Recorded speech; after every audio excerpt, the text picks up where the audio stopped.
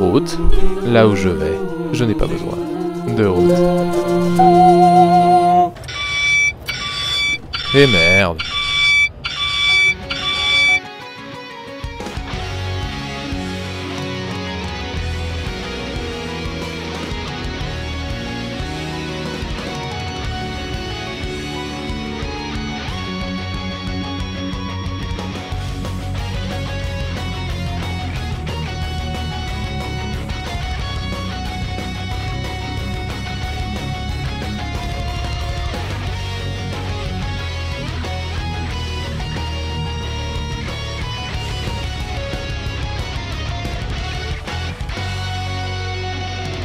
Si Retour vers le futur 1 était sorti la veille de fête nationale, et non un vendredi, comme il en était coutume aux USA, pour Retour vers le futur 2, il fut choisi de réitérer l'expérience et de le sortir le mercredi 22 novembre 1989, soit la veille de Thanksgiving. Malheureusement, une semaine avant sortait La Petite Sirène de Disney, raflant tout sur son passage, dans une année qui comportait déjà deux gros films attendus, tels que Indiana Jones la dernière croisade, Ghostbusters 2, et surtout le Batman de Tim Burton avec le succès qu'on lui connaît. De plus, le marketing ayant omis de préciser qu'il s'agissait d'un second volet d'une trilogie, et donc il y aurait une suite directe à l'histoire, fit que le bouche à oreille se passa beaucoup moins bien que pour le premier film et Retour vers le futur 2, alors que pour sa première semaine d'exploitation il était parvenu à faire 2 fois plus d'entrées que son prédécesseur, pour une première semaine, dégringola du box-office et ne remporta que 118 millions de dollars sur le sol américain, soit au total 2 fois moins que pour le premier film.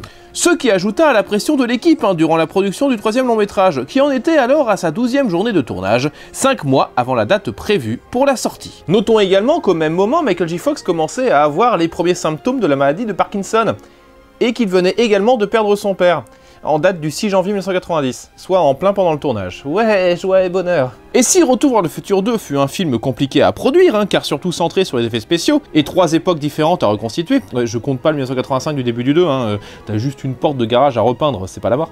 Pour la troisième partie, il fut choisi de faire un film beaucoup plus terre-à-terre et de se focaliser surtout sur les personnages. Et d'y ajouter un petit effet sépia aussi, ça mange pas de pain. En effet, fini les voyages temporels toutes les demi-heures, cette fois-ci la grande partie du film serait centrée uniquement sur l'époque du Far West, tandis que l'histoire serait plutôt polarisée sur le personnage d'Emmett Brown, à la différence des 2 précédents volets. Les 2 Bob ayant estimé qu'ils avaient fait le tour des soucis pour la famille McFly, et que c'était au tour du Doc de mettre son existence en péril, et de choper la fille à la fin, aussi. Si tournage des 2 suites en même temps oblige, le gros du casting ne fut pas modifié, car même Lea Thompson revint pour un tout nouveau rôle, en la personne de Maggie McFly, qui ressemble donc cruellement à sa bru. Sorry. Tandis que Thomas Wilson campa un tout nouveau Tannen en la présence de Bufford Mad Dog Tannen, calqué sur Lee Marvin dans L'homme qui tua Liberty Valance, et beaucoup plus dangereux que ses descendants. Tannen ?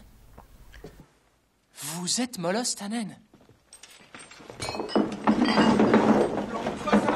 Et sinon, dans les nouveaux arrivants, notons tout d'abord l'arrivée de Mary Steenburgen, en Clara Clayton, qui avait déjà joué le rôle d'une fille amoureuse d'un voyageur temporel, dans le Time After Time de Nicolas Meyer, où elle s'éprend d'H.G. Wells. Et souvenez-vous que c'était le film qui avait inspiré Retour vers le futur à la base, le premier. Voilà, la boucle est bouclée. Et surtout, Clara Clayton est en vérité un personnage calqué sur Clara Clemens, la fille du romancier Mark Twain, et qui faillit également tomber dans un ravin, parce que ses chevaux avaient été effrayés par une connerie, mais en traîneau cette fois, et sauvé in extremis par le cocher, de la même manière que dans le film. Et c'est ainsi que Christopher Lloyd put vivre sa première romance sur grand écran, et son premier vrai baiser au cinéma. Ouais, on va dire que lorsqu'il embrassait Miss Scarlett dans Cluedo, ça comptait pas. Oh no. Nobody can get into that position. Sure they can. Let me show you. Get off me! Et pour le fun, notons que Simon Wells, le petit-fils d'H.G. Wells, travailla également sur le film, puisqu'il s'occupa du design de la machine à petit déjeuner, ainsi que de la locomotive au look Jules Verne à la fin du film. Simon Wells qui réalisa plus tard Fievel au Far West, et Milo sur Mars, Et la machine à voyager dans le temps. Ouais, il est pas très doué le bonhomme. Il a fait le prince d'Égypte, alors peut-être que ça compense. Ajoutons également les ZZ Top en caméo musical, intégrés au film alors qu'il visitait juste le plateau à la base. Enfin, si le rôle du maire d'Hill Valley fut proposé à l'ex-président Ronald Reagan, afin de boucler cette boucle également, celui-ci refusa et le rôle échut à l'acteur Hugh Gillin, qui joua le rôle d'un shérif dans Psychose 2 et 3. Shérif, western, je sais pas. Mais nous trouvons surtout pour la blague Matt Clark en tenancier du saloon, qui déjà avait également lui aussi joué dans Buckaroo Banzai, mais qui avait aussi officié dans nombre de westerns des années 70 cette fois, entre autres dans le Pat Garrett et le Billy the Kid de Sam Peckinpah, mais qui surtout avait déjà joué un barman nommé Kelly dans le Joseph Wells hors-la-loi de 1976, où il servait déjà un dénommé Clint Eastwood. D'ailleurs, le mécano de la Générale, qui nous parle de faire chauffer la chaudière à blanc, et encore je vous parle d'un feu de tous les diables, hein, que les flammes de l'enfer ce n'est rien à côté, est joué par l'acteur Bill Kinley, qui jouait justement le méchant dans Joseph Wells hors-la-loi. Étant qu'à rester dans le saloon, du côté des clients, Toothless, Eye Patch et Moustache sont également des vieux de la vieille en matière de western, puisque Pat Buttram, ici, a commencé sa carrière dans les westerns des années 50, et a même doublé le shérif de Nottingham dans Robin des Bois, et chef dans Roxy Rookie. Harry Carey Jr. a également joué depuis les années 40 dans des westerns, et notamment Rio Grande et La prisonnière du désert de John Ford. Enfin, même chose pour Dub Cannonball Taylor, qui tient son surnom du fait qu'il jouait toujours un personnage nommé Cannonball dans une cinquantaine de westerns au cours des années 40.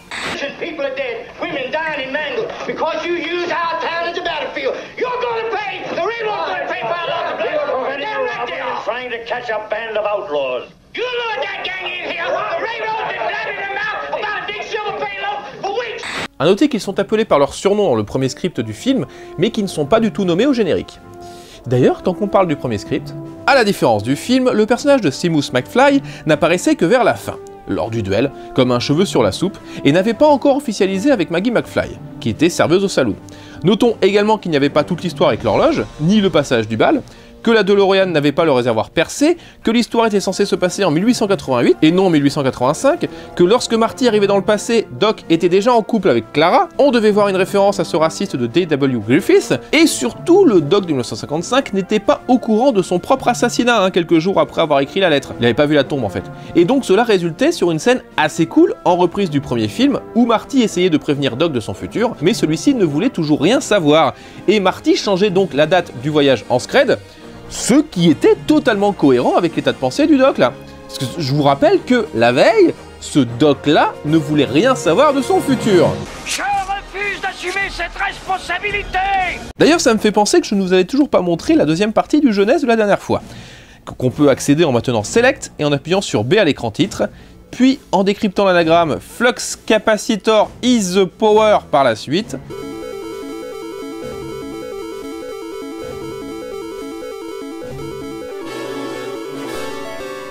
Dans l'intro, nous apprenons que nous fûmes parvenus à vaincre Biff dans la partie précédente. Bah, on n'a pas dû jouer au même jeu, hein. Moi je me souviens juste avoir déchiffré des trucs, trouvé des machins, et enfin j'ai jamais rencontré de boss. Et que Doc se retrouve en 1875. Putain les mecs, mais faites des efforts, c'est 1885. Et qu'on va à nouveau devoir trouver des objets, avec des niveaux compliqués à la con, comme la dernière fois, puis les mettre dans des endroits à anagramme, parce que c'est comme ça.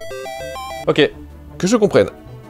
Pour le second film, on devait ramener des objets à la bonne époque, tout ceci afin de parvenir à débloquer le coffre où se trouvait l'almanach. C'était débile, mais un poil crédible. Par contre, là, c'est que des objets du Far West à trouver, donc c'est même pas une manière de remettre en état l'espace-temps, et 2, qui a bien pu planquer à nouveau ces satanés objets ? Puisqu'on vient de me dire que Biff avait été vaincu dans l'épisode précédent. Ça n'a aucun sens. Et bref, si cette fois-ci les niveaux sont beaucoup plus linéaires qu'avant, avec des objets à remettre dans le même écran, pas besoin de jongler entre les époques, là, ni de chercher comme un malade à quelle rue se rapporte tel objet, et cette fois-ci il n'y a que 10 objets à retrouver, pas une trentaine comme avant, le jeu reste toujours aussi compliqué à jouer, avec par exemple, dès les premières secondes, dès notre apparition, un oiseau qui nous dépose dans un trou. Les stages à énigmes sont encore plus compliqués, avec même maintenant des énigmes à base d'échelles à ramasser et à trimballer un peu partout, ou ce moment avec l'araignée là qui nous fonce dessus, qu'on doit arrêter en la regardant juste à l'endroit où tombe un rocher pour la tuer, puis filer à toute berzingue de l'autre côté du niveau, avant que la chute d'un autre rocher bloque l'endroit indéfiniment. J'en ai marre, je veux juste rentrer chez moi.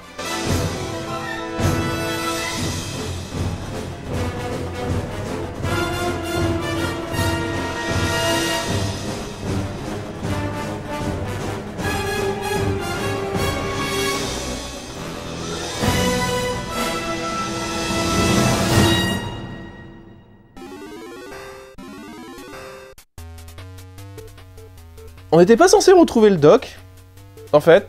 C'est pas ça le... Donc voilà, Retour vers le futur 2 et 3 sur NES, eh ben c'est de la merde. Que ce soit le jeu basé sur le deuxième film, qui est à chier, hein, comme j'avais dit la dernière fois, c'est-à-dire avec 30 objets, des allers-retours à foison et machin, et la dernière partie ne rattrape pas, puisque ils refont exactement la même chose que la première partie, mais dans le Far West, ce qui ne sert à rien. Pourquoi ils ont pas fait 2 gameplays différents par époque, plutôt que de reprendre la même gameplay tout le temps? Je ne comprends pas. C'est de la merde.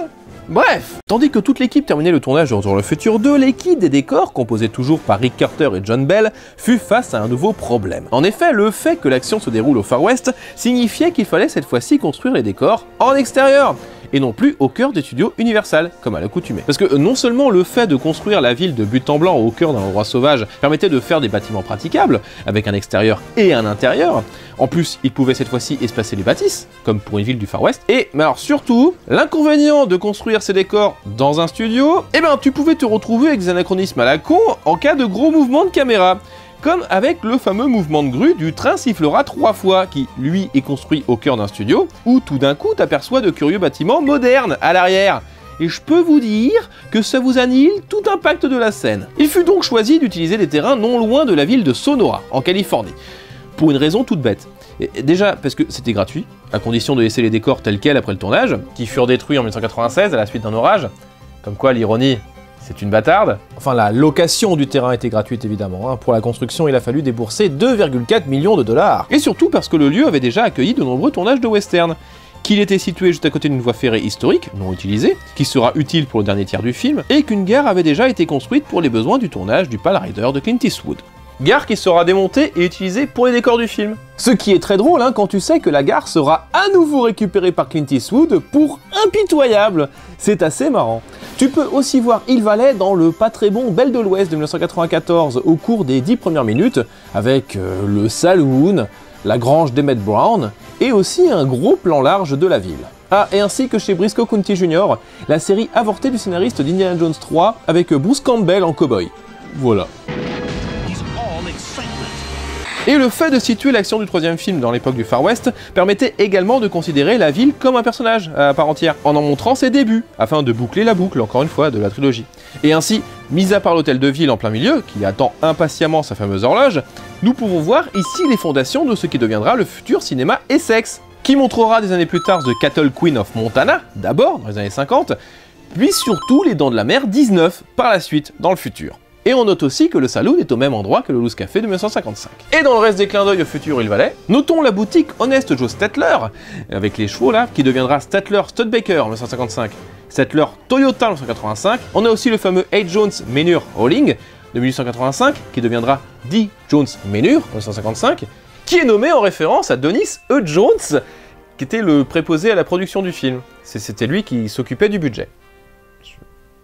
Toute cette ville se révélant lors de l'arrivée de Marty McFly dans Hill Valley, qui, pour l'anecdote, est filmée exactement de la même manière que l'arrivée de Jill McBain dans Il était une fois dans l'Ouest, puisque c'est exactement le même plan. Le film fourmille d'ailleurs de références aux anciens westerns. La scène de bal avec Doc et Clara est calquée sur la scène de danse entre Henry Fonda et Cathy Downs dans La poursuite infernale de John Ford. D'ailleurs, Mary Steenburgen s'était blessée durant la répétition, hein, ce qui fait qu'elle a un pied bandé durant toute la scène. Le passage où Doc sauve Marty de la pendaison est une réminiscence des moments où Blondin sauve Eli Wallach, de nombreuses fois dans Le Bon, la Brute et le Truand. Et Michael J. Fox est tombé dans les vapes au moment du tournage, hein, puisque cet abruti s'est réellement pendu pour les besoins du film afin de faire plus vrai. Et notons enfin les passages en plein cœur de Monument Valley, zone iconique du western, hein, grâce à des films comme Stagecoach de John Ford, ou toujours La poursuite infernale aussi. Et que là, j'ai pas d'anecdote toute particulière. Ah oui, si ce n'est que le flingue qu'utilise Doc Brown ici est le même qu'il utilise pour combattre les Libyens au début du tout premier Retour vers le futur, qui n'a semble-t-il pas bien supporté les années. Ah, et toujours dans les références au premier film, notez qu'on voit ici, à l'arrière, l'horloge que Doc accrocha dans les chiottes avant de se cogner la tête. J'étais debout sur la cuvette des toilettes, j'accrochais une horloge, la faïence était mouillée, j'ai fait un vol plané et ma tête a heurté la chasse d'eau. En revenant à moi, j'ai eu une révélation. Et qu'on revoit également la maquette de la ville avec la petite DeLorean dans la poubelle.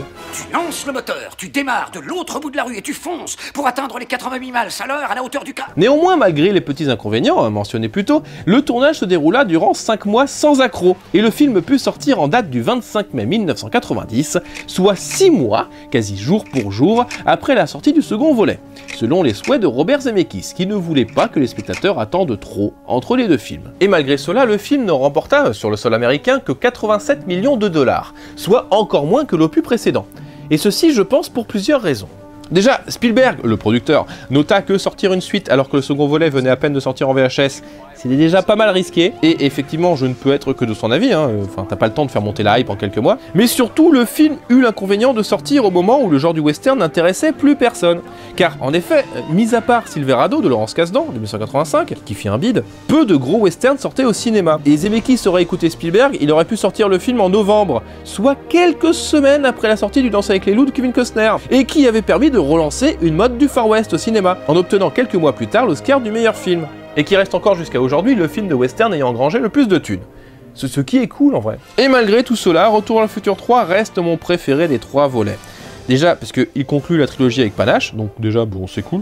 Mais en plus, comme vu précédemment, le film est une véritable lettre d'amour au genre du western, avec des références à foison. Et le fait qu'il soit centré sur Doc Brown cette fois-ci, et garde son scénario focalisé sur une seule période, au lieu de sauter dans tous les sens, fait que, personnellement, c'est mon préféré de toute la trilogie. Justement parce que son ambiance est beaucoup moins sombre que le deuxième film, et t'as un bif beaucoup plus menaçant cette fois-ci. Et de plus, la scène du train est hyper classe. Et le film commence à être de plus en plus apprécié ces temps-ci.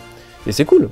Ce qui n'est absolument pas le cas du jeu vidéo produit en parallèle du film, à nouveau par Mirrorsoft et développé par Prop Entertainment de Outrun Europa sur Master System. Ouais, ça ne nous rajeunit pas. Et comme le joueur du grenier a déjà fait la version Master System, faisons la version Commodore pour comparer.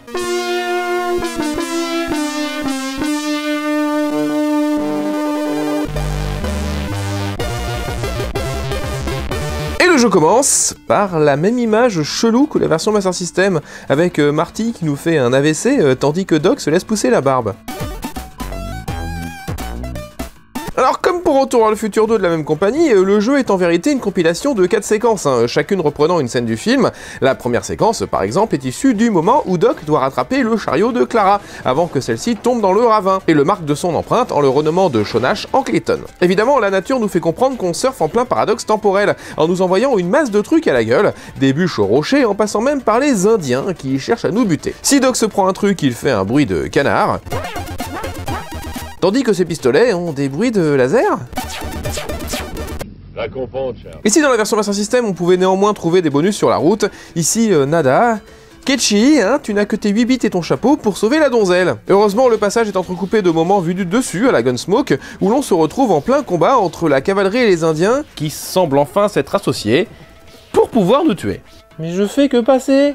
Évidemment, si tu touches le moindre pixel d'un rocher, tu disparais de la réalité, et au niveau de la maniabilité, si dans la version Master System tu devais sauter bien en amont pour éviter les objets, ici il faut que tu attendes le dernier moment, sinon ton cheval ne veut pas sauter. Du coup, tu risques de voir pas mal cet écran, avec la tombe de Clara, et tu peux t'amuser à déceler les erreurs.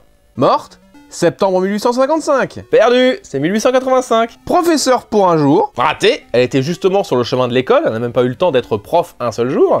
Et terminons sur le fait qu'elle n'a pas pu tomber dans le ravin Clayton, puisque celui-ci ne s'appelle pas encore le ravin Clayton. Ou alors la populace a renommé le ravin pendant qu'ils étaient en train de graver la tombe. C'est pas très fair-play. Et du coup, je sais même plus si ici repose Clara Clayton, c'est correct, parce que peut-être qu'ils se sont même pas fait chier à retrouver le cadavre. Et après avoir traversé Hill Valley à cheval, où ici toute la population a une dent contre le maréchal Ferrand, nous parvenons à choper Clara, et commence une nouvelle séquence située sur le court moment où Marty tire au pistolet durant le bal, et où, alors je n'ai pas compris pourquoi vraiment, là, alors que j'ai tué quasi tous les cow-boys, buté tous les canards de couleur, et tiré sur le maximum de canards possible, j'ai perdu. Alors que là, en faisant n'importe quoi, et en ne parvenant même pas à réunir tous les canards de couleur, je gagne. Et j'ai même pas dépassé les 50 000 points. Non, je sais pas comment j'ai fait pour gagner, je sais pas.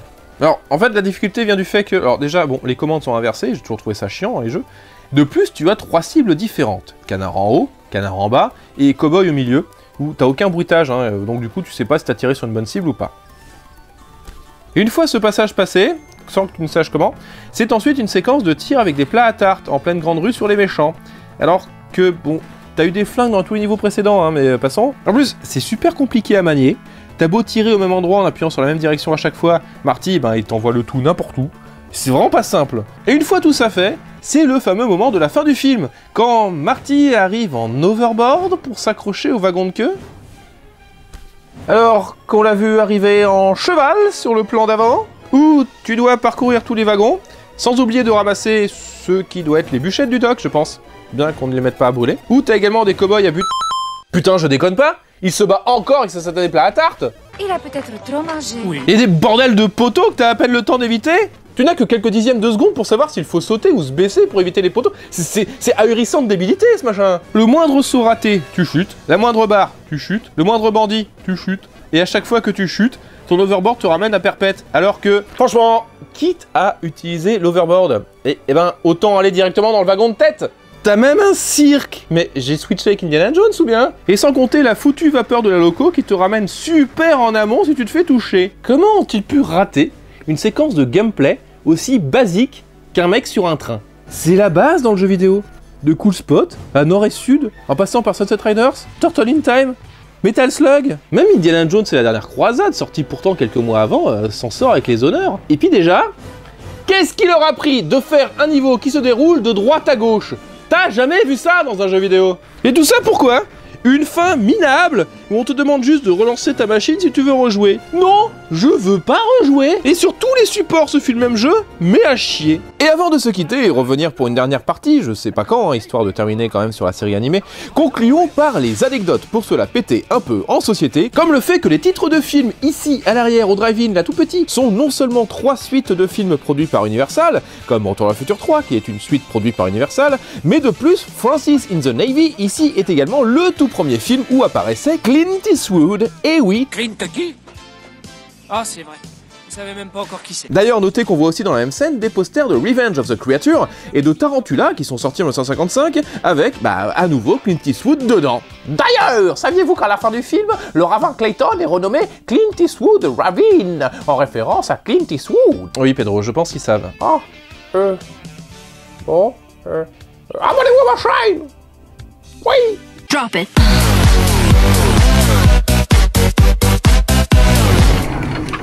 Mais comment il fait ça? Dans les trucs beaucoup plus rigolos, on peut ici apercevoir aussi dans cette scène un caméraman. Et oui, ici, en short et en basket, en train de pousser la caméra sur le travelling, aux côtés de Marty McFly. Dans le même style, on peut voir ici, à ce moment, une lumière de tournage, là, à l'arrière, juste au-dessus des portes battantes du saloon. Et dans les anecdotes plus traditionnelles, par exemple, lorsque Marty et Doc parlent au conducteur de la locomotive, tu peux non seulement apercevoir l'horloge à l'arrière, là, ici, mais également Clara, ici, avec sa robe violette, qui attend tout patiemment Doc Brown. Et comme je vous sens chaud, notez qu'au moment où Doc et Marty sont en train de discuter de comment revenir dans leur époque, eh bien l'horloge est réglée derrière sur 10h04, c'est-à-dire exactement à l'heure à laquelle elle sera frappée par la foudre le 12 novembre 1955, soit 70 ans plus tard, et la figeant dans le temps jusqu'en 2015. Et quitte à rester sur l'horloge, pour la fameuse photo de Doc et Marty devant l'horloge, elle est réglée sur 8h08, ce qui fait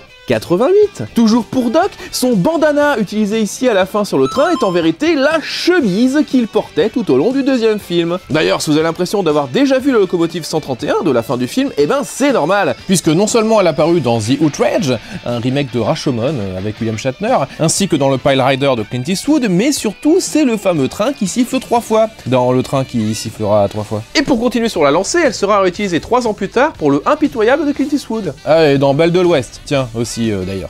Rajoutons que la structure du troisième film fait de nombreux rappels à la structure du premier film. Mis à part la scène du saloon et le réveil par Lea Thompson, on peut également y voir un panoramique au tout début, similaire à celui du premier Retour vers le futur. D'ailleurs, le bouquin qu'on voit ici est en fait une édition de 20 000 lieues sous les mers, pour faire référence au fait que plus tard Doc il va nous parler de Jules Verne. On y voit l'overboard aussi, qui aura son importance à la fin du film, et comme dans le premier film, on y voit également un extrait à la télévision, cette fois-ci pas un journal, mais un extrait du Howdy Doody Show, qui est une émission avec des cow-boys et des indiens, pour faire référence au fait que, il y aura des cow-boys et des indiens. D'ailleurs, la chemise que porte Doc ici, il y a des lassos, toujours par rapport au fait que c'est un film sur le Far West. Marty a une chemise avec des atomes dessus pour faire référence au plutonium de la DeLorean, mais également au film Atomic Kid qu'on voyait dans le premier. Et un peu plus loin, toujours en référence avec le panoramique du premier film, on voit donc plus tard dans le film une machine à petit déjeuner. Lorsque Doc dévoile la maquette, comme dans le premier film, Clara arrive exactement de la même façon Kylo Ren. Moloss se fait aussi allonger de la même manière que Biff dans le premier Retour vers le futur. On voit à nouveau la plaque minéralogique qui tourne, et enfin, afin de boucler la boucle, Marty et Jennifer sont propulsés par l'arrivée de la locomotive, tout comme Marty était propulsé par l'enceinte dans la toute première scène du premier Retour vers le futur. Et là, c'est juste des petites références dans la mise en scène, hein. Non, parce que je vous vois venir avec Star Wars 7. Ajoutons aussi que le bruit de beatbox quand Marty danse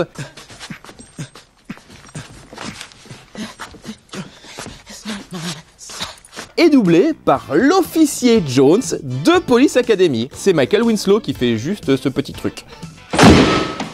La machine à glaçons de Doc est en vérité calée sur le design du futur train Jules Verne de la fin du film, que Verne se touche le pénis ici pour je ne sais quelle raison. Et enfin, mon anecdote préférée, sachez que le gang de Needles est en vérité super cool, puisque les 3 membres ici présents ont chacun interprété un homme de main dans chacun des longs métrages. Gigi Cohen, là, c'était Skinhead dans le premier film. Ricky Dean Logan, c'était Data dans le deuxième, et Christopher Wine appartenait au gang de Bufford dans le 3. Mais il n'est pas nommé, du coup je ne connais pas son nom.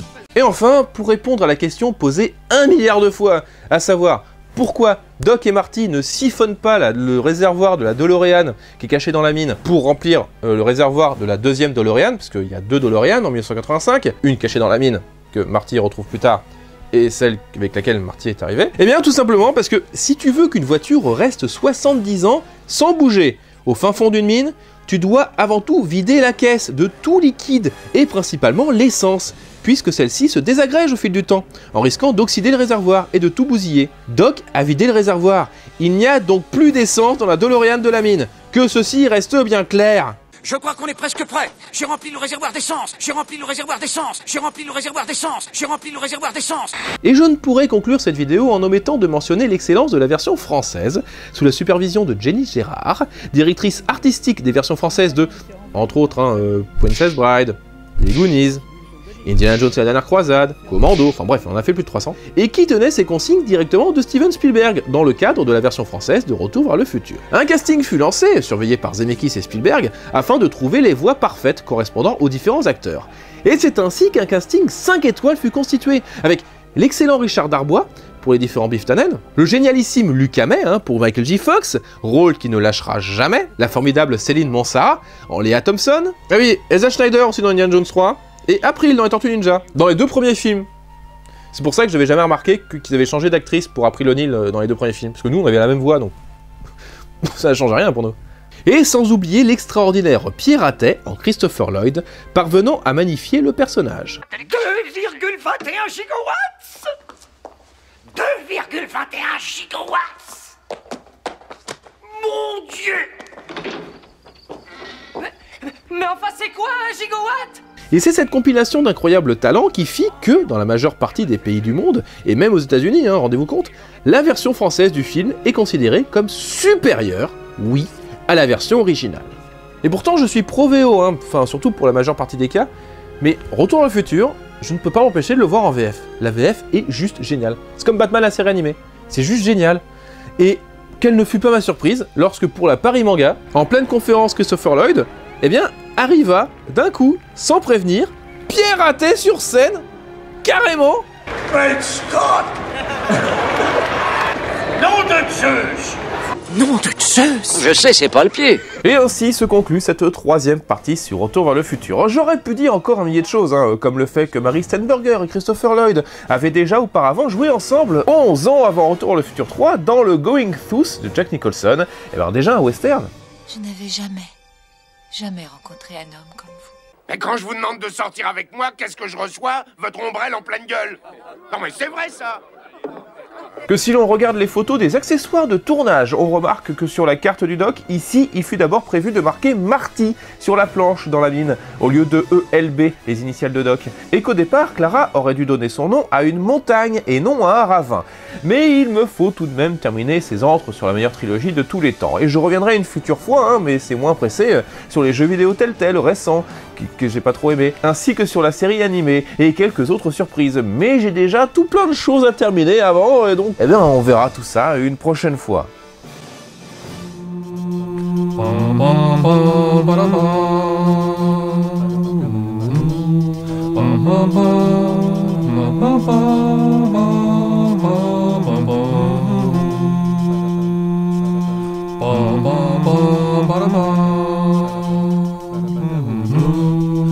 bam bam bam bam bam bam bam bam bam bam bam bam.